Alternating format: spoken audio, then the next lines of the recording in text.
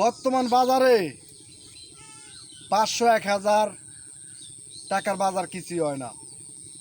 এই কথার মানে কিন্তু আপনিও বুঝেন, আমিও বুঝি, বাংলাদেশের সরকারও বুঝে।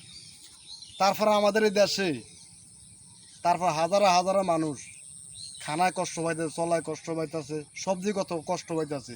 এই যে একটা সামনে একটা কোরবান গেছে, চোখের পানি মনটা ছাড়িয়ে দিই।